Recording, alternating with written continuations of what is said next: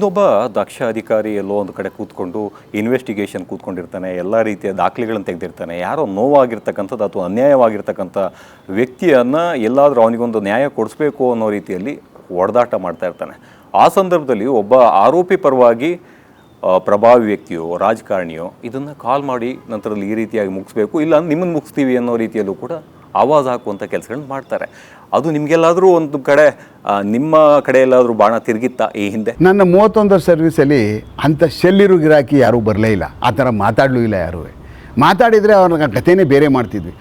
ಗಂಡ ಹೆಂಡ್ತೀರು ಜಗಳಕ್ಕೆ ಮಾತಾಡಲಿ ಬೇಕೆ, ಓಕೆ ಆಯಿತು, ಅವೆಲ್ಲ ಜೈಲಿಗೆ ಕಳಿಸೋ ಅವಶ್ಯಕತೆ ಇಲ್ಲ. ಅಣ್ಣ ತಮ್ಮದಿರ ಗಲಾಟೆಗಳಲ್ಲಿ ಮಾತಾಡಲಿ, ನಮ್ಗೆ ಅದು ಖುಷಿನೇ. ಅವ್ರು ಕಾಂಪ್ರಮೈಸ್ ಮಾಡಿಸ್ತೀವಿ, ಅವ್ರು ಕೇಸ್ ಹಾಕಬಾರ್ದು, ಇಲ್ಲ ಜೀವನವೆಲ್ಲ ಹಾಳು ಮಾಡ್ಕೋತಾರೆ. ಹಿಂಗೆ ಆ ಥರ ಕುಟುಂಬಕ್ಕೆ ಸಂಬಂಧಪಟ್ಟಂಥ ಮ್ಯಾಟ್ರಿಮೋನಿಯಲ್ಗೆ ಸಂಬಂಧಪಟ್ಟಂಥ ಅದ್ರಲ್ಲಿ ಮಾತಾಡಲಿ, ಸಹಾಯಗಳು ಮಾಡ್ತಾರೆ. ಬಟ್ ರೌಡಿಸಮ್ಗಳು ಮಾಡ್ತಕ್ಕಂಥ ಇದರಲ್ಲಿ, ಆಮೇಲೆ ಎಲೆಕ್ಷನ್ಗಳಲ್ಲಿ ನಮ್ಮ ಪರ ಮಾಡಿ ಅಂತ ಅನ್ನುವಂಥದ್ದು, ಆಮೇಲೆ ಮರ್ಡರ್ ಕೇಸ್ಗಳಲ್ಲಿ ಅವ್ರು ಇಲ್ಲ ರೀ, ಅವತ್ತಿರಲೇ ಇಲ್ಲ, ಅವ್ರು ಹಾಸ್ಪಿಟ್ಲಲ್ಲಿ ಅಡ್ಮಿಟ್ ಆಗಿದ್ರೆ ಅವ್ರನ್ನ ಅರೆಸ್ಟ್ ಮಾಡ್ತೀರಿ ಅಂತ ಅನ್ನುವಂಥದ್ದು, ಒಂದು ಓಟಿಗೆ ಸಲುವಾಗಿ ಅವನೇನೋ ಒಂದು ಓಟ್ ಹಾಕ್ಸ್ತಾನೆ ಅಂತ ಅಂದ್ಬಿಟ್ಟು ಅವ್ನ ಪರವಾಗಿ ನೇರವಾಗಿ ಅವ್ರಿಗೆ ಸಪೋರ್ಟ್ ಮಾಡ್ತಕ್ಕಂಥದ್ದು ದುಷ್ಟ ರಾಜಕೀಯ ಇದೆಯಲ್ಲ, ಅವರು ಆ ದುಷ್ಟ ರಾಜಕೀಯ ಅವ್ರನ್ನ ದೇವರಾಣೆ ಅವ್ರನ್ನ ಕೊಂದುಬಿಡ್ತದೆ, ಬೆಳವಣಿಗೆ ಮಾಡಿಸ್ಕೊಡಂತು. ಸರ್, ಒಳ್ಳೆತನ ಅಷ್ಟೇ ಉಳ್ಕೊಳ್ಳೋದು ಈಗ ಬಂದ್ಬಿಡುತ್ತೆ ವಾಪಸ್ಸು. ನಿಮ್ಮ ಒಳ್ಳೆತನ ಅಷ್ಟೇ ನಿಮ್ಮನ್ನು ಬೆಳಗ್ಗೆ ಎದ್ದಂದರೆ ಅವ್ರು ಒಳ್ಳೆಯವರಪ್ಪ, ಇವರು ಹೋದರೆ ಸಿಗ್ತಾರೆ, ಏನೋ ಒಂದು ಸಮಾಧಾನ ಮಾಡ್ತಾರೆ, ಏನೋ ಒಂದು ಸಹಾಯ ಮಾಡ್ತಾರೆ ಅಂತ ಅನ್ನುವಂಥದ್ದು ಆದರೆ ಮಾತ್ರನೇ ಬೆಳವಣಿಗೆ ಸಾಧ್ಯ. ಇಲ್ಲಾಂದ್ರೆ ಆಗಲ್ಲ. ದುಷ್ಟರಿಗೆಲ್ಲ ಜಾಗನೇ ಇಲ್ಲ ಬಿಡಿ ಎಲ್ಲೂ. ಅದೆಲ್ಲ ಸುಮ್ಮನೆ ನಾವು ಅಂದ್ಕೊಂಡಿರೋದು ಭಾಳ ದಿವಸ ಬದುಕ್ಬಿಡ್ತಾರೆ ಅಂದ್ಬಿಟ್ಟು ಅಂತ, ಭಾಳ ಕಷ್ಟವೂ ಇದೆ, ಅಷ್ಟು ಸುಲಭ ಅಲ್ಲ. ಮನುಷ್ಯ ಯಾರೂ ಸಹಿಸ್ಕೊಡೋದಿಲ್ಲ. ನಿಮ್ಗೆ ಅನ್ಯಾಯ ಆದರೂ ಸಹಿಸ್ಕೊಡ್ತೀರಾ ಸರ್? ನೀವು ಹೇಳ್ತೀರಿ ಬೇರೆಯವ್ರಿಗಲ್ವ, ನೀವು ನೋವಾಗದಾಗೆಲ್ಲ ಹೇಳ್ತಾ ಇರ್ತೀರಿ, ನೀವು ಶಾಪ ಹಾಕ್ತಾನೆ ಇರ್ತೀರಿ. ಮತ್ತು ದೇವರಲ್ಲಿದೆ, ನೀವೇ ದೇವರು. ಶಾಪ ಹಾಕಿದ್ರು ಮುಗಿದೋಗ್ಬಿಡ್ತಾನೆ ಅವನ ಕತೆ. ನಿಮ್ಗೆ ಅನ್ಯಾಯ ಮಾಡಾದ್ಮೇಲೆ ಹೆಂಗೆ ಉಳ್ಕೊಬಿಡ್ತಾನೆ ಹೇಳಿ ಅವನು? ಈ ರಾಜಕೀಯದ ಜೊತೆ ಪೊಲೀಸ್ ಇಲಾಖೆ ಒಂದು ಅಂಟ್ಕೊಂಡ್ರೆ ಆ ಒಂದು ವ್ಯಾಧಿಯನ್ನು ಬಗೆಹರಿಸುವಂಥ ಕೆಲಸಗಳನ್ನ ಮಾಡಬೇಕಾಗತ್ತೆ. ಇದಕ್ಕೆ ಏನು ಮಾಡ್ಬೇಕು ಸರ್? ಈಗ ಮುಂದಿನ ದಿನಗಳು ಇಷ್ಟವರೆಗೂ ಕೂಡ ನಡ್ಕೊಂಡು ಬಂತು, ಮುಂದೆ ಏನು ಮಾಡಬೇಕು ನಿಮ್ಮ ಒಂದು ಸೊಲ್ಯೂಷನ್? ನೋಡಿ, ಒಂಥರ ಇಮ್ಯುನಿಟಿ ಅನ್ನುವಂಥದ್ದು ಹೌದಲ್ವಾ? ನಮ್ಗೆ ಇಮ್ಯುನಿಟಿ ಯಾವಾಗ ಕಮ್ಮಿ ಆಗ್ತಾ ಹೋಗ್ತದೆ ಅಂತಂದರೆ, ಈ ರಾಜಕೀಯ ಅನ್ನೋ ವ್ಯವಸ್ಥೆ ಪೊಲೀಸ್ ಮೇಲೆ ಜಾಸ್ತಿ ಹಸ್ತಕ್ಷೇಪ ಮಾಡಿಕೊಂಡು ನಮ್ಮನ್ನು ಮುಚ್ಕೊಂಡು ಬರ್ತಾ ಇರಬೇಕಾದಾಗ ಏನಾಯ್ತದೆ, ಅದು ಕ್ಯಾನ್ಸರ್ ಆಗಿ ಪರಿಣಾಮ ಆಗಿಬಿಡ್ತದೆ. ಅವಾಗ ಸೊಸೈಟಿನೇ ಕ್ಯಾನ್ಸರಸ್ ಕನ್ವರ್ಟ್ ಮಾಡ್ತಕ್ಕಂಥವ್ರು ಯಾರು? ಅವರೇ ಮಾಡಬೇಕು. ನಾವು ಬಿಟ್ಬಿಟ್ರೆ ಇದಾಗೋದೇ ಇಲ್ವಲ್ಲ, ಗೆಡ್ಡೆನೂ ಆಗಲ್ಲ, ಏನೂ ಇಲ್ಲ, ಭಾಳ ತುಂಬ ಚೆನ್ನಾಗಿ ನಿರ್ವಹಣೆ ಮಾಡಿಬಿಡ್ತಾರಲ್ಲ. ನಮ್ಮಲ್ಲೆಲ್ಲ IPS ಯಾಕೆ ಓದ್ಕೊಬರ್ತಾರೆ ಅಷ್ಟೊಂದೆಲ್ಲ ಕಷ್ಟಪಟ್ಟು ಹಗಲು ರಾತ್ರಿ ಅಂತೆ? ಬುದ್ಧಿವಂತರಲ್ವಾ? ಎಲ್ಲ IPS ಎಲ್ಲ IAS ಮಾಡಿಬಿಡೋಕ್ಕಾಗ್ಬಿಡ್ತದಾ? ಒಂದು ಅಪರ್ಚುನಿಟಿ, ಇನ್ನೊಂದು ಬುದ್ಧಿವಂತನ ಅಲ್ವಾ? ಶಕ್ತಿವಂತನೇ ಬೇಕಲ್ಲ, ಭಾಳ ಅಗಾಧವಾದಂಥ ಜ್ಞಾಪಕ ಶಕ್ತಿ ಬೇಕಲ್ಲ ಮನುಷ್ಯನಿಗೆ. ಒಬ್ಬ ಮನುಷ್ಯ ಭಾಳ ಆ ಮಟ್ಟದ ಪರೀಕ್ಷೆ ಪಾಸ್ ಮಾಡ್ಕೊಂಡು ಬಂದವನೇ ಅಂದ್ರೆ ಇಲ್ಲಿ ಆಡಳಿತ ಗೊತ್ತಿರಲ್ವ ಅವ್ರಿಗೆ? 100ಕ್ಕೆ 100ರಷ್ಟು ಗೊತ್ತಿ. ಇವ್ರು ಮೇಯಿಸ್ತಾರೆ, ಅವರೇ ಇವ್ರಿಗೆ ಮೇಯಿಸ್ಬಿಡ್ತಾರೆ. ಏನು ಮಾಡೋದು? ಕಷ್ಟ ಆಗ್ಬಿಡಲ್ವಾಗ? ಯಾರು ಮೇಯಿಸ್ಬೇಕೋ ಅವ್ರು ಇವ್ರನ್ನ ಮೇಯಿಸ್ಬಿಡೋದು. ಇಲ್ಲಿ ಒಂದು ಸಣ್ಣ ಪುಟ್ಟ ಕೇಸ್ಗಳಾಗುತ್ತೆ. ಕೇಸ್ ಆದಮೇಲೆ MOಗಳು ಅಥವಾ ಬೇರೆ ಏನೋ ಬೇರೆ ಕೇಸ್ಗಳಲ್ಲಿ 307 302 ಕೇಸಲ್ಲಿ ರೌಡಿ ಶೀಟರ್ಗಳನ್ನು ಪಟ್ಟಿಗಳನ್ನು ತೆಗೆಯುವಂಥ ಕೆಲಸಗಳು ಮಾಡ್ತೀರಿ. ಆ ಸಮಯದಲ್ಲಿ ಅವರಿಗೆ ಆದಂಥ ಹೆಸರುಗಳನ್ನು, ಅಡ್ಡ ಹೆಸರುಗಳನ್ನು ಇಡುವಂತಹ ಕೆಲಸಗಳು ಮಾಡ್ತೀರಿ. ಯಾಕಾಗಿ ಈ ಒಂದು ಅಡ್ಡ ಹೆಸರುಗಳನ್ನು ಇಡಲಾಗುತ್ತೆ? ಏನಾಗುತ್ತೆ ಅಂದರೆ, ಪೊಲೀಸಲ್ಲಿ ಮಂಜ ಅಂತ ಒಂದು 20 ಜನ ಇರ್ತಾರೆ. ಅವ್ನಿಗೇನಾದ್ರು ಇಡಲೇಬೇಕಲ್ಲ ಐಡೆಂಟಿಫಿಕೇಷನ್ಗೆ. ಒಕ್ಕರ್ಗಣ್ಣನೋ, ಕುರುಡನೋ, ಕುಂಟನೋ, ಅಲ್ಲ ಇನ್ನೇನೋ ತಿಂತಾನೋ, ಅವ್ನು ದೋಸೆನೋ, ಇಲ್ಲ ಇನ್ನು ಉಪ್ಪಿಟ್ಟೋ, ಏನೋ ಒಂದು ಅಡ್ಡ ಇಟ್ಟರೆ ಅವ್ನು ಗೊತ್ತಾಗ್ತಿಲ್ಲ. ಅವ್ನು ಗೊತ್ತಾಗೋದೇ ಇಲ್ವಲ್ಲ ನಿಮಗೆ? ಭಾಳ ಕಷ್ಟ. ಆ ಕಾರಣಕ್ಕೋಸ್ಕರ ಅವ್ರಿಗೆಲ್ಲ ಅಲಿಯಾಸ್ಗಳ್ತಾ ಇಡ್ತಕ್ಕಂಥದ್ದು. ಒಂದು 20 ಜನ ಮಂದಿರಿದ್ರೆ ಯಾವ ಮಂಜನ ಕರ್ಕೊಬ ಅಂತ ಹೇಳೋದು ನಾವು. ಹಂಗೆ ಹೋಗೋ ಉಪ್ಪಿಟ್ಟು ಕರ್ಕೊಬರೋಗು ಅಂದರೆ ಅವ್ನು ಹೋಗಿ ಉಪ್ಪಿಟ್ಟನ್ನೇ ಕರ್ಕೊಬರ್ತಾನೆ ಕರೆಕ್ಟಾಗಿ. ಉಪ್ಪಿಟ್ಟು ಅಲಿಯಾಸ್ ಮಂಜನ್ನೇ. ಅವನು ಉಪ್ಪಿಟ್ಟು ತಿಂತಾನೆ ಬೆಳಗ್ಗೆ ಎದ್ದಂದರೆ. ಅವನು ಚಿತ್ರಾನ್ನೂ ತಿನ್ನಲ್ಲ, ದೋಸೆನೂ ತಿನ್ನಲ್ಲ. ಹಂಗೆ ಏನು ಅವನು ಚಟಗಳಿರ್ತಾವೋ ಅದ್ರ ಮೇಲೆ ಈ ಬೀಡಿ ಇರ್ತದೆ, ಸಿಗರೇಟ್ ಇರ್ತದೆ, ಒಬ್ಬ ಫಿಲ್ಟ್ರ್ ಇರ್ತಾನೆ, ಇನ್ನೊಬ್ಬ ಸಿಸರ್ ಇರ್ತಾನೆ. ಏನೇನು ಸೇರ್ತಾ ಇರ್ತಾರೋ, ಏನೇನು ಮಾಡ್ತಾ ಇರ್ತಾರೋ ಅದಕ್ಕೊಂದು ಕಟ್ಕೊಂಡು ಈಸಿ, ಸುಲಭ ಪೊಲೀಸ್ಗೆ. ಅದು ಬಿಟ್ಟರು ಬೇರೆ ಇನ್ಯಾವುದರಿಂದನೋ ಅವನ್ನ ಅಡ್ರೆಸ್ ಇಟ್ಬಿಟ್ಟು ನಾವು ಅವನನ್ನು ಪರ್ಸ್ನಾಲಿಟಿನ ಕುಂದಿಸ್ಬಿಡೋದೇ ಆಗಲಿ, ಅವ್ನಿಗೆ ಡ್ಯಾಮೇಜ್ ಮಾಡೋದಕ್ಕೆ ಖಂಡಿತ ಮಾಡಲ್ಲ ಪೊಲೀಸಲ್ಲಿ. ನೀವು ಇಲಾಖೆಯಲ್ಲಿದ್ದಾಗ ಒಂದು ಡಿಫ್ರೆಂಟ್ ಆಗಿರತಕ್ಕಂಥ ಕೇಸು ಅಂದರೆ, ಇಲ್ಲಿ ಏನು ಅಪರಾಧ ಕೃತ್ಯವನ್ನು ಮಾಡಿಕೊಂಡು ಈ ದೇಶವನ್ನು ಬಿಟ್ಟು ನಂತರದಲ್ಲಿ ಬೇರೆ ಕಡೆ ಹೋದಂಥದ್ದು, ಅಥವಾ ನೇಪಾಳನೋ ಇಲ್ಲ ಬೇರೆ ಕಡೆನೋ ಶ್ರೀಲಂಕಾನೋ ಇಂಥ ಭಾಗಕ್ಕೆ ಹೋದಾಗ ಅಂಥವನ್ನ ಕರ್ಕೊಂಡು ಬರುವಂತಹ ಕೆಲಸಗಳು, ಅಥವಾ ರೆಡ್ ಕಾರ್ನರ್ ಇಶ್ಯೂ ಮಾಡುವಂಥದ್ದು, ಇನ್ನೊಂದೇನೋ ಮಾಡುವಂಥದ್ದು, ಅಥವಾ ಮೇಲ್ಗಡೆ ಇರ್ತಕ್ಕಂಥ ನಿಮ್ಮ ಮೇಲೆ ಕೇಂದ್ರದ ಯಾವುದೋ ಇನ್ವೆಸ್ಟಿಗೇಷನ್ ಏಜೆನ್ಸಿ ಏನಿದೆ ಅದ್ರ ಜೊತೆ ಸಂಪರ್ಕ ಬೆಳೆಸುವಂಥ ಕೆಲಸಗಳು ಯಾವ್ದಾದ್ರು ಮಾಡಿದ್ರೆ ಸರ್? ಈಗ ನೋಡಿ, ನಮಗೆ 2002ನಲ್ಲಿ ನಿಮ್ಗೆ ಗೊತ್ತಿರಬೇಕು, 1ನಲ್ಲಿ ಸುಬ್ರಾಜು ಮರ್ಡರ್ ಕೇಸ್ ಶೇಷಾದ್ರಿಪುರಮಲ್ಲಿ ಮರ್ಡರ್ ಮಾಡಿದಂಥ Yusuf Bachkana. That fellow is involve more than 30-35 cases. ತುಂಬ ಕೇಸಸ್, ಸುಪಾರಿ ಕೇಸಸ್ಸಲ್ಲಿ ಕರ್ನಾಟಕದಲ್ಲಿ ಥ್ರೂಔಟ್ ಇಂಡಿಯಾದಲ್ಲಿ ಇನ್ವಾಲ್ವ್ ಆಗಿದ್ದಾನೆ. ಅವನು ಬಾಂಬೆ ಬೇಸಿಕಲಿ ಬಂದು ಅವನ್ನ ಯೂಸ್ ಮಾಡಿಕೊಂಡು ಮುತ್ತಪ್ರೈ ಅವನ ಸುಬ್ರಾಜನ ಮರ್ಡರ್ ಮಾಡಿದ್ದು ಅಂಥೇಳಿ ಅಂತ ಎಲ್ಲ ದಾಖಲಾತಿಗಳಲ್ಲೂ ಮತ್ತು ಅದನ್ನು ಖುದ್ದು ಅವರೇ ಹೇಳಿ ರವಿ ಬೆಳಗೆರೆ ಅವರು ಬರೆದಿದ್ದೂ ಉಂಟು ಅವರ ಒಂದು ಹಾಯ್ ಬೆಂಗಳೂರು ಪತ್ರಿಕೆಯಲ್ಲಿ. ಅದಾದಮೇಲೆ ಈ ಮನುಷ್ಯ ಡೈರೆಕ್ಟಾಗಿ ಇನ್ವಾಲ್ವ್ ಆಗಿದ್ದಾನೆ ಅನ್ನುವಂಥದ್ದು ಗೊತ್ತು. ಯೂಸುಫ್ ಬಚ್ಕನ ಇಲ್ಲಿ ಅವ್ನು ಫೈರ್ ಮಾಡಿ ಸಾಯಿಸಿದ್ನ ಮತ್ತು ಅವನು ವಾಪಸ್ ಮಾತಾಡಿದ್ದು ಸಹ ಕನ್ಫರ್ಮ್ ಮಾಡಿ ಅವತ್ತೊಂದು ದಿವಸ ಹೊಡೆದಾಕ್ದೇನೋ ಸತ್ತಿದ್ದಾನೆ ಅಂತ ಹೇಳುವಂಥದ್ದು ಸಹ ನಮ್ಗೆ ದಾಖಲಾತಿನಲ್ಲಿ ಸಿಕ್ತು. ಅದಾದಮೇಲೆ 2002ನಲ್ಲಿ ಆ ಮನುಷ್ಯನ ಇಲ್ಲಿಗೆ ಎಕ್ಸ್ಟ್ರಡಿಟ್ ಮಾಡಬೇಕಾಗಿತ್ತು ಅಲ್ಲಿಂದ, ಆ ದೇಶದಿಂದ. ಅವನನ್ನು ಪತ್ತೆ ಮಾಡ್ಕೊಂಡು ಕರ್ಕೊಂಡು ಇಲ್ಲಿಗೆ ಆ ಕೇಸಲ್ಲಿ ಸೇರಿಸ್ಬೇಕಾದಂಥದ್ದು ನಮ್ಮ ರಾಜ್ಯದ ಪೊಲೀಸ್ನ ಪ್ರಮುಖ ಕರ್ತವ್ಯ ಆಗಿತ್ತು. ಆ ಸಮಯದಲ್ಲಿ ಸಾಂಗ್ಲಿಯಾನ ಇದ್ದರು ಕಮಿಷನ್. ಆವಾಗ ನಮ್ಮನ್ನು ಕರೆದ್ರು, ನಾವು ಅಲ್ಲಿಗೆ ಅವನ್ನ ಪತ್ತೆ ಮಾಡಬೇಕಾಯಿತು. ಯಾಕೆಂದರೆ ಈಗಾಗಲೇ ಕೇಸಸ್ಗಳಲ್ಲಿ ಹಲವಾರು ಕೇಸಸ್ಗಳಲ್ಲಿ ನಾವು ನೋಡಿದ್ದರಿಂದ ಅವನ್ನ ಹಿಡ್ಕೊಂಡು ಬಂದಿದ್ದರಿಂದ ಅವನು ಒಡನಾಟ ಏನು ಅಂತ ಗೊತ್ತಿದ್ದರಿಂದ ಅವನು ಮುಖಚರಿ ಏನು ಯಾವ ಥರ ಫಿಸಿಕಲ್ ಫೀಚರ್ ಆಗಿದೆ ಅಂತ ಗೊತ್ತಿರೋದ್ರಿಂದ ನಮ್ಮನ್ನು ಕಳಿಸಿದ್ರು. ನಾವು ಓದ್ವಿ, ಐಡೆಂಟಿಫೈ ಮಾಡಿದ್ವಿ. ಅಲಾಂಗ್ ವಿತ್ CBI ನವ್ರು ಬಂದಿದ್ದರು, ಇಂಟರ್ಪೋಲ್ನವ್ರು ಇದ್ದರು. ಅವ್ರ ಮುಖಾಂತರ ಅವ್ರನ್ನ ಅರೆಸ್ಟ್ ಮಾಡಿಕೊಂಡು ಅಲ್ಲಿಂದ ಕರ್ಕೊಂಡು ಬಂದು ಆ ಕೇಸಲ್ಲಿ ದಸ್ತಗಿರಿ ಮಾಡಿ ಒಳಗೆ ಕಳಿಸ್ತೀವಿ. 2002ನಲ್ಲಿ ದುಬೈಯಿಂದ ಕರ್ಕೊಂಡು ಬಂದಾದಮೇಲೆ ಆವಾಗ ಯೂಸುಫ್ ಬಚ್ಕನ ಆ ಕೇಸಲ್ಲಿ ಒಳಗಡೆ ಹೋದ. ಒಳಗಡೆ ಅರೆಸ್ಟ್ ಮಾಡಿ ಅವನು ನಮಗೆ ಯೂಸುಫ್ ಬಚ್ಕನ ಡೈರೆಕ್ಟಾಗಿ ಸಿಕ್ಕಲಿಲ್ಲ. ಡೆಲ್ಲಿನಲ್ಲಿ ಒಂದು ಕೇಸ್ ಒಳಗಡೆ ಸುಪಾರಿ ಕೇಸಲ್ಲಿ ಅರೆಸ್ಟ್ ಮಾಡಿ ತಿಹಾರ್ ಜೈಲಲ್ಲಿ ಇಟ್ಟರು. ಆವಾಗ ಅಲ್ಲಿಂದ ತಿಹಾರ್ ಜೈಲಿಂದ ಅವನನ್ನು ತೊಗೊಂಡು ಬಂದು ಹೈಗ್ರೌಂಡ್ ಪೊಲೀಸ್ ಸ್ಟೇಷನಲ್ಲಿ ಲೀಗಲೈಸ್ ಮಾಡಿ ಅರೆಸ್ಟ್ ಮಾಡಿ ಜೈಲಿಗೆ ಕಳಿಸಿದ್ದು ಉಂಟು. ಕಳಿಸಾದ್ಮೇಲೆ ಅವನು ಟ್ರಯಲ್ ನಡೀತು. ಆವಾಗ ಅವನಿಗೆ ಜೀವಾವಧಿ ಶಿಕ್ಷೆ ಆಯಿತು ಆ ಕೇಸಲ್ಲಿ, ಸುಬ್ರಾಜ್ ಮರ್ಡರ್ ಕೇಸಲ್ಲಿ. ಈ ಮುತ್ತಪ್ರೈಗೆ ಈ ಕೇಸು ಮತ್ತು ಬೇರೆ ಬೇರೆ ಏನೇನು ಕೇಸ್ಗಳಿದ್ದು ಎಲ್ಲ ಅಕ್ವಿಟ್ ಆಗಿಬಿಟ್ಟು 2004 2 ವರ್ಷ ಆದಮೇಲೆ ಮುತ್ತಪ್ರೈ ಈಚೆ ಬಂದುಬಿಟ್ಟು ಪೂರಾ ಆಚೆ ಬಂದಿದ್ದು. ಇದು ನಾವು ಆ ಸಮಯದಲ್ಲಿ ಒಂದು ಈ ಹೊರ ದೇಶಕ್ಕೆ ಹೋಗಿ ಕರ್ಕೊಂಡು ಬಂದಂಥ ಕೇಸು ಇದಾಗಿತ್ತು. ಅದಕ್ಕೆ ಮೊದಲೇ ಹಿಂದೆ ಮುತ್ತಪ್ರೈ ಹಿಂದೆ ಇದ್ದಂಥ ಕೇಸಸ್ಗಳೇನಿತ್ತು, ಯಾವುದು ಅಲ್ಲಿ ಅಮರಾಳು ಮರ್ಡರ್ ಕೇಸ್ ಇರ್ಬೋದು, ಮತ್ತು ಜಯರಾಜ್ ಸಂಬಂಧಪಟ್ಟಂಥ, ಮತ್ತು ಅವನ ಪೀರಿಯಡಲ್ಲಿ ಇವ್ರದ್ದು ಏನೇನೆಲ್ಲ ಇತ್ತು ಅದಕ್ಕೆ ಸಂಬಂಧಪಟ್ಟಂಥ ಕೆಲವಷ್ಟು ಕೇಸಸ್ಗಳು ಆಗಲೇ ಬಾಕಿ ಉಳ್ಕೊಂಡಿದ್ದು ಅಲ್ಲಿ ಯಾವುವು. ಅದು ಆ ಕೇಸಸ್ಗಳು ಎಲ್ಲ ಟ್ರಯಲ್ ಮುಗಿದು 2 ವರ್ಷದಲ್ಲಿ ವಾಪಸ್ ಬಂದಿದ್ದು ನೀವೆಲ್ಲ ನೋಡಿದ್ವಿ. ಅದು ಬಂದಾದಮೇಲೆ ಒಂದು ಸಾಮ್ರಾಜ್ಯ ಕಟ್ಟುವುದು ನೋಡಿದ್ವಿ, ಅದಾದಮೇಲೆ ಒಂದು ಸಂಘಟನೆ ಮಾಡಿದ್ದು ನೋಡಿದ್ವಿ, ಅದಾದಮೇಲೆ ಕಾಯಿಲೆ ಬಂದದ್ದು ನೋಡಿದ್ವಿ, ಅದಾದಮೇಲೆ ಮನುಷ್ಯ ಸತ್ತದ್ದು ನೋಡಿದ್ವಿ. ಹೌದಲ್ವಾ? ಈಗ ನಮ್ಮ ಕಣ್ಣು ಮುಂದೆ ಒಂಥರ ಏನು ಪಿಕ್ಚರಲ್ಲಿ 3 ಗಂಟೆ 2.5 ಗಂಟೆ ಹೆಂಗೆ ಓಡ್ತದೋ ಆ ಥರ ಜೀವನನೂ ಓಡೋಗ್ಬಿಡ್ತು. ಆದರೆ ನಾವು ವಿಟ್ನೆಸ್ ಆಗಿದ್ದೀವಿ. ತಪ್ಪು ಯಾವುದು, ಸರಿ ಯಾವುದು, ಇದು ಸರಿನಾ, ಇದು ತಪ್ಪಾ, ಒಬ್ಬ ಕೊಲ್ಲೋದು ಸರಿನಾ, ಯಾಕೆ ಕೊಂದಾಕ್ಬೇಕಾ ಮನುಷ್ಯನಿಗೆ? ಆಸ್ತಿ ವಿಚಾರ ಅಂದರೆ ದ್ವೇಷಕ್ಕೆ ಯಾಕೆ ಹೊಡಿಬೇಕು ಮನುಷ್ಯನಿಗೆ? ದ್ವೇಷದಲ್ಲಿ ಯಾಕೆ ಕೊಂದಾಕಬೇಕು? ಕೊಂದಾಕಿದ್ರೆ ಏನು ಪರಿಣಾಮ ಬೀರ್ತದೆ, ಏನು ಸಾಧನೆ ಮಾಡ್ದಂಗೆ ಆಗುತ್ತೆ? ಇದನ್ನೆಲ್ಲ ನೋಡಾಗೋಗ್ಬಿಟ್ಟಿದೆ ನಾವೆಲ್ಲ. ಈಗ ನಾವು ಅಷ್ಟೇ, ನಾನು ಯಾಕೆ ಹೊಡಿತೀನಿ? ಒಬ್ಬ ಮನುಷ್ಯನ ಗುಂಡು ಹಾರಿಸ್ಬೇಕಾದಾಗ ಎಲ್ಲ ನಮ್ಗೆ ಎಷ್ಟು ಧೈರ್ಯ ಬೇಕು? ಆ ಗುಂಡು ಹೊಡಿಬೇಕಂತ ಸಮಯ ನಾನು ಎಲ್ಲ ಏನು ಯೋಚನೆ ಮಾಡಬೇಕು? ಒಬ್ಬ ಮನುಷ್ಯನ ಕೊಂದಾಕ್ಬೇಕಾದಾಗ ಕಾನೂನು ಪುಸ್ತಕ ನನ್ನ ತಲೆ ಹಿಂದೆ ಇರ್ತಾವಾಗಲೇ, ನಿನ್ಗೆ ಇಷ್ಟು ವರ್ಷ ಶಿಕ್ಷೆ ಎಲ್ಲ ಹೇಳ್ತಾ ಇರ್ತದೆ ಹಿಂದ್ಗಡೆ. ನೀನು ಮಾಡ್ತಾ ಇರೋದು ಹೀಗೆ, ನೀನು ಮಾಡಿ ಒಂಚೂರು ಹೆಚ್ಚು ಕಡಿಮೆ ಆದರೂ ನಾವು ಫಿನಿಶ್ ಆಗೋಗ್ಬಿಡ್ತೀವಿ. ಇನ್ನು ಈ ಹೆಬಿಚುವಲ್ ಆರೋಪಿಗಳಿರ್ತವೆ, ಅವರು ಮಾಡಿದ್ದನ್ನೇ ಮಾಡುವಂಥದ್ದು, ಡಿಫ್ರೆಂಟಾಗಿ ಈಗ ತಲೆಗೆ ಹೊಡೆದು ಸಾಯಿಸುವಂಥದ್ದು ಅಥವಾ ಹೊಟ್ಟೆಗೆ ಚುಚ್ಚಿ ಸಾಯಿಸುವಂಥದ್ದು ಇಂಥದ್ದೆಲ್ಲ ಇರುತ್ತೆ. ಇನ್ನು ಕೆಲವು ಸೈಕಲಾಜಿಕಲ್ ಡಿಸಾರ್ಡರಿಂದ ಕೂಡ ಸಮಸ್ಯೆಗಳಾಗ್ತವೆ. ನೀವು ಈ ಹಿಂದೆ ಕೆಲವು ಸಂದರ್ಶನದಲ್ಲಿ ಹೇಳಿರೋ ಪ್ರಕಾರ ಯಾವುದೋ ಒಂದು ಶೇಷಾದ್ರಿಪುರಂದಲ್ಲಿ ಆದಂಥ ಒಂದು ಇನ್ಸಿಡೆಂಟ್ ಬಗ್ಗೆ ಹೇಳಿದ್ರಿ. ಅದ್ರ ಬಗ್ಗೆ ಸಹ ಒಂದು ಚಿಕ್ಕದಾದಂಥ ಒಂದು ನೋಟ ನೋಡಿ. ನಾನು ಆ ಕೇಸ್ನ ಒಂಥರ ನನ್ನ ಜೀವನದಲ್ಲಿ ಭಾಳ ಅದ್ಭುತವಾದಂಥ ಒಬ್ಬ ಬುದ್ಧಿವಂತ ಆರೋಪಿ ಮನುಷ್ಯನ ನಾನು ಅವನ ಲೈಫ್ ನೋಡಿದ್ದು, ಮತ್ತು ಅವನು ಮಾಡಿದ ಅಪರಾಧಗಳು ನೋಡಿದ್ದು, ಅವನು ಹೇಗೆಲ್ಲ ಜೈಲಲ್ಲಿ ನಡ್ಕೊಂಡ ಅನ್ನುವಂಥದ್ದು, ಅದಾದಮೇಲೆ ಯಾವ ಕಾರಣಕ್ಕೆ ಅವನು ಕ್ರಿಮಿನಲ್ ಆದ ಅಂತ ಅನ್ನುವಂಥದ್ದು ನನ್ನ ಲೆಕ್ಕದಲ್ಲಿ ನಾನೊಂದು ಪುಸ್ತಕನೇ ಬರೀಬೋದು ಅವನ ಮೇಲೆ. ನಾನು ಈಗಾಗಲೇ ಒಂದೊಂದು ಬರೆದಿದ್ದೀನಿ ನನ್ನ ಬೆಂಗಳೂರು ಅಂಡರ್ ವರ್ಲ್ಡಲ್ಲಿ ಪುಸ್ತಕದಲ್ಲಿ. ಅವನು ನಾಗೇಂದ್ರ ರೆಡ್ಡಿ, ಅವನು ಆ್ಯಕ್ಚುಲಿ ಅವನು IIT ಇಂಡಿಯನ್ ಇನ್ಸ್ಟಿಟ್ಯೂಟ್ ಆಫ್ ಟೆಕ್ನಾಲಜಿನಲ್ಲಿ ಅವನು ಸೀಟ್ ಸಿಕ್ಕಿ ಓದಂಥ ಭಾಳ ಪ್ರತಿಭಾನ್ವಿತ ವಿದ್ಯಾರ್ಥಿ. Is from Andhra Pradesh. ಅವನಿಗೆ ಒಂದು ತಂಗಿ ಇರ್ತಾಳೆ ಲಕ್ಷ್ಮಿ ಅಂತ. ಇವನಿಗೆ ಸಣ್ಣದ್ರಿಂದನೇ ಇದು ಓವರ್ ಪೊಸೆಸಿವ್ ಸಿಂಡ್ರೋಮ್ ಇರುತ್ತೆ ಅವನಿಗೆ ಭಾಳ. ಅಂದರೆ ತಂಗಿ ಬಗ್ಗೆ ಯಾರು ಮಾತಾಡಿದ್ರೆ ಸಾಕು ಹೊಡೆದು ಬಿಡೋದು, ತಂಗಿ ಬಗ್ಗೆ ಒಂದು ಚೂರು ಯಾರಾದರೂ ಬಂದು ಏನಾದರೂ ಸ್ವಲ್ಪ ಅವಳು ಏನಾರು ಕಿರಿಕಿರಿ ಆಯ್ತು ಅದು ಗೊತ್ತು ಅವ್ರು ಹೊಡೆದು ಬಿಡೋದು. ಇದು ಸಣ್ಣದ್ರಿಂದನೇ ಟ್ರೀಟ್ಮೆಂಟ್ ನಡೀತಾ ಇರ್ತದೆ. ಆದರೂ ಎಲ್ಲೋ ಒಂದು ತಲೆ ಒಳಗಡೆ ಭಾಳ ಬಲವಾಗಿ ಉಳ್ಕೊಬಿಡುತ್ತೆ ಅದು ಓವರ್ ಪೊಸೆಸಿವ್ ಸಿಂಡ್ರೋಮ್. ಅದಾದಮೇಲೆ IIT ಆಗಿ ಹಿ ವೆಂಟ್ ಟು ಇಂಗ್ಲೆಂಡ್ಗೆ ಹೋಗ್ತಾನೆ 23ನೇ ವರ್ಷದಲ್ಲಿ.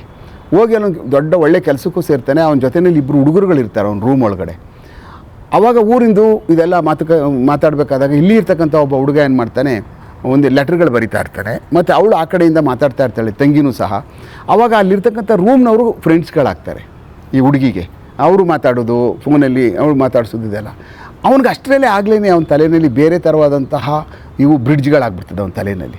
ಅವಾಗೇನೋ ಸಣ್ಣ ಪುಟ್ಟ ಕಾಗದ ವ್ಯವಹಾರ ಬರಿಬೇಕಲ್ಲ, ಹಾಗೆಲ್ಲ ಕಾಗದ ಬರಿತಾಯಿದ್ರು ನೋಡಿ, ಪೇಪರ್ಗಳು ಬರೆಯುವಂಥದ್ದು, ಇಂಗ್ಲೆಂಡ್ ಲೆಟರ್ಗಳು. ಅದರಲ್ಲಿ ಯಾವುದೋ ನೀವೆಲ್ಲ ಒಳ್ಳೆಯವರು, ನಿಮ್ಮ ಫ್ರೆಂಡ್ಸ್ ಎಲ್ಲ ತುಂಬ ಒಳ್ಳೆಯವರು, ಹಾಗೆ ಹೀಗೆ ಅಂತ ಅನ್ನೋಂಥ ಇಷ್ಟು ಬರೆದಿರೋದಕ್ಕೇ ಅವರಿಬ್ಬರು ಅಲ್ಲಿ ಕೊಂದಾಕ್ಬಿಡ್ತಾನೆ ಇಂಗ್ಲೆಂಡಲ್ಲಿ. ಆ ರೂಮ್ ಇಟ್ಗಳನ್ನ ಇಬ್ಬರನ್ನ ಕೊಂದು ತೊಗೊಂಡೋಗ್ಬಿಟ್ಟು ಯಾವುದೋ ನದಿಗೆ ಬಿಸಾಕ್ಬಿಟ್ಟಿರ್ತಾನೆ ಅಲ್ಲಿ. ಅಲ್ಲಿಂದ ಇಂಗ್ಲೆಂಡ್ ಪೊಲೀಸರು ಹುಡುಕ್ತಾ ಇರಬೇಕಾದಾಗ ಅಲ್ಲಿಂದ ತಪ್ಪಿಸ್ಕೊಂಡ್ಬಿಡ್ತಾನೆ, ಸಿಗಲ್ಲ ಇಂಗ್ಲೆಂಡ್ ಪೊಲೀಸ್ನವ್ರಿಗೆ.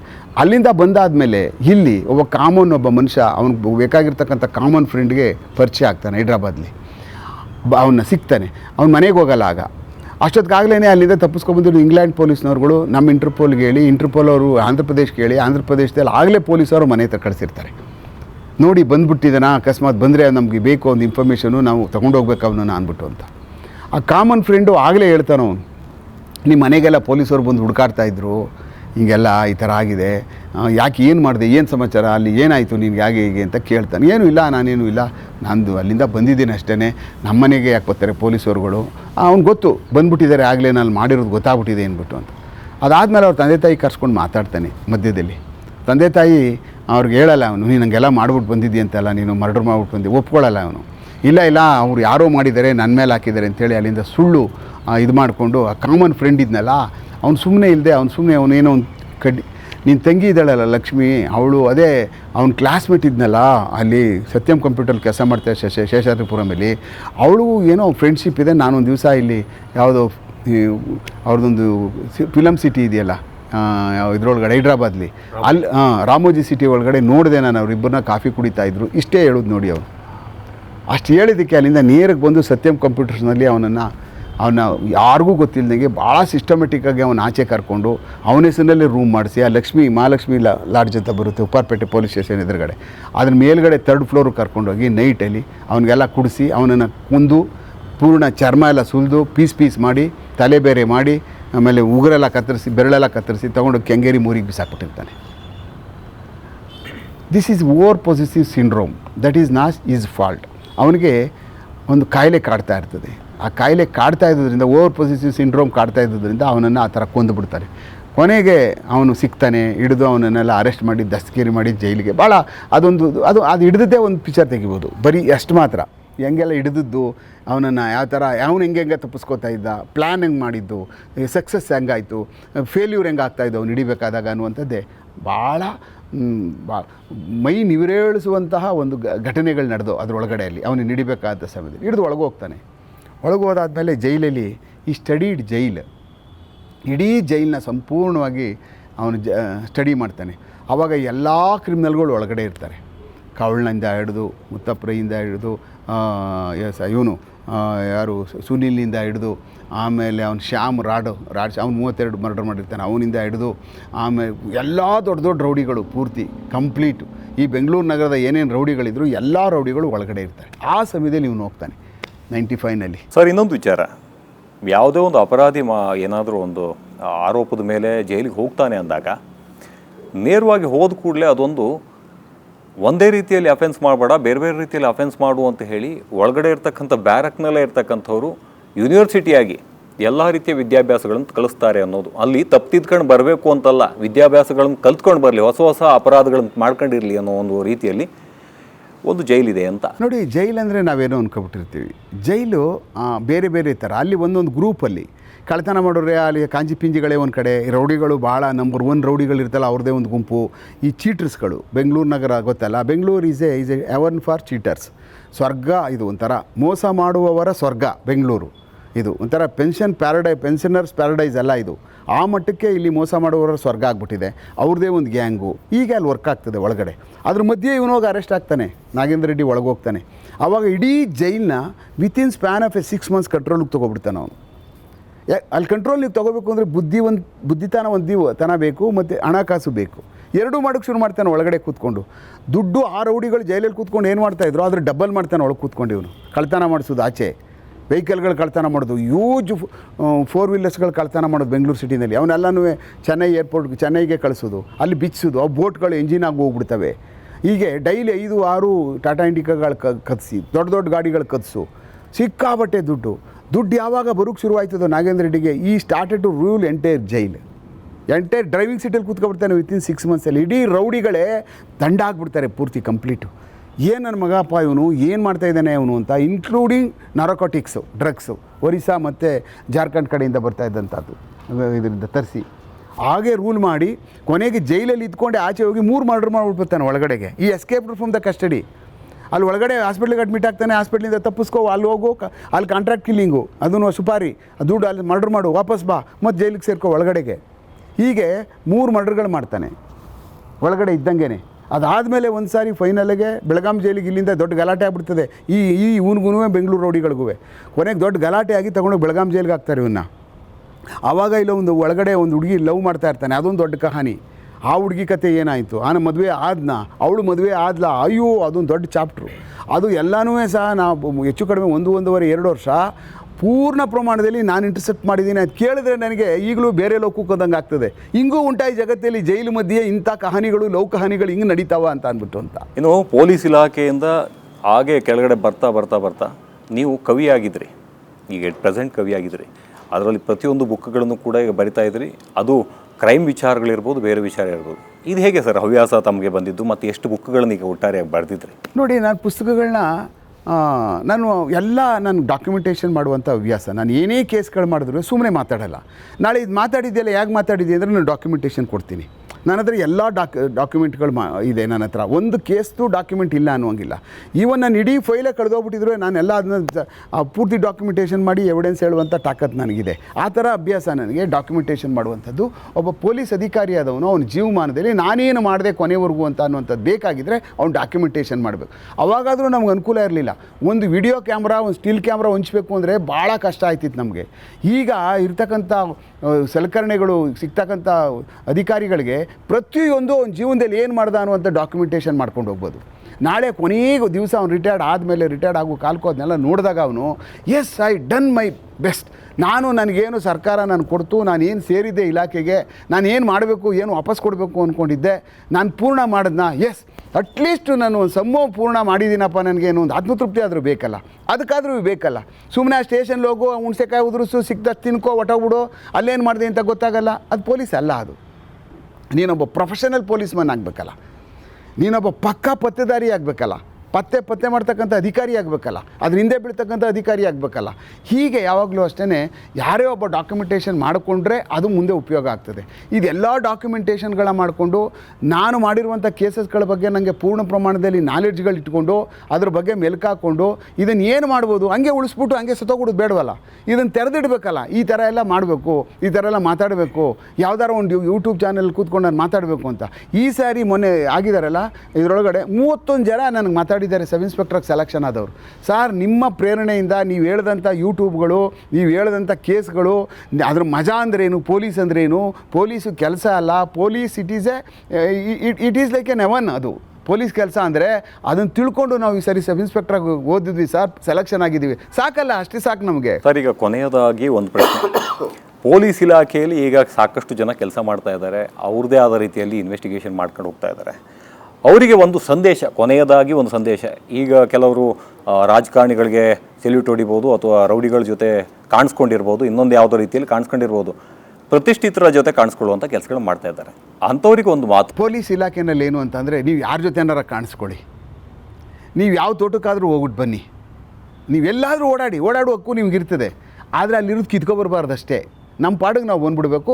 ನನ್ನದು ಏನಿದೆಯಲ್ಲ ಪ್ಯಾರಾಮೀಟ್ರು, ನನ್ನ ಪೊಲೀಸಿಂಗ್ ಅನ್ನುವಂಥದ್ದು ಏನಿದೆಯಲ್ಲ, ಸಾರ್ವಜನಿಕರಿಗೆ ಸಂಬಂಧಪಟ್ಟಂಥ ಪೊಲೀಸಿಂಗ್ ನಾನು ಮಾಡಬೇಕಂತ ಸಮಯದಲ್ಲಿ ಈ ಇರ್ತಕ್ಕಂಥ ಸಾರ್ವಜನಿಕ ಪೊಲೀಸ್ಗೆ ಎಲ್ಲೂ ಧಕ್ಕೆ ಆಗದೆ ಇರೋ ಥರ ನೀವು ನೋಡ್ಕೋಬೇಕು.